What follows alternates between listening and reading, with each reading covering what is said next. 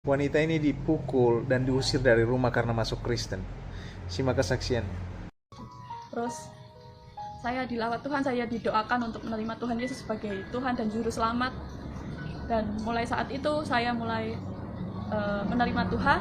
Dan setelah itu banyak proses yang saya alami, mulai dari tekanan dari keluarga. Mereka kan tidak bisa menerima saya sebagai Kristen, karena dari dulu saya kecil kan Muslim, jadi seakan-akan keluarga tidak bisa mendidik saya gitu. Jadi mereka merasa kecewa. Jadi saya sempat diusir dari rumah itu selama 4 hari.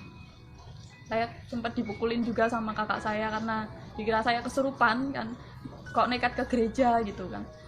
Tapi saya tetap nekat ke gereja karena saya merindukan firman Tuhan, merindukan Tuhan ngomong apa hari ini. Saya selalu merindukan itu. Yang saya nantikan di gereja itu bukan euforia dan lain-lain, bukan itu. Tapi mereka melihatnya saya kesurupan lah dan lain-lain seperti itu, tidak bisa menerima, saya kafir.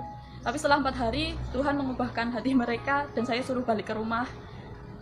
Saya balik ke rumah, tapi dengan catatan saya ngomong juga, saya tetap percaya Tuhan Yesus kalau memang saya harus pulang ke rumah saya gitu. Ya udah, tapi harus diam-diam, jangan ngomong sama yang lain gitu. Soalnya saya tinggalnya di satu gang itu keluarga semua gitu, kayak ada om, tante, semuanya satu gang itu keluarga besar gitu. Nanti kalau ada kabar dikit pun jadi tahu semua gitu. Jadi kamu gak usah ngomong-ngomong. Ya udah, selama hampir sekitar 1 tahun, setiap saya ke gereja itu selalu diem-diem gitu. Kalau ada teman dari gereja jemput itu harus di gang jauh gitu, saya harus jalan dulu. Saya harus bayar harga. Saat-saat itu saya harus gak boleh ngomong sama siapapun, gak boleh.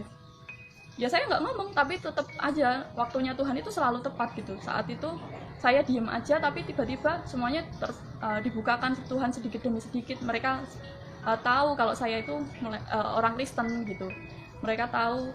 Tapi ya gimana ya, mungkin kalau secara manusiawi saya pikir nanti mereka marah dan lain-lain, tapi dalam hati tetap sukacita, mau mereka mau menerima atau tidak itu bukan masalah itu juga. Jadi ini tentang keselamatan. Jadi ini keputusan saya.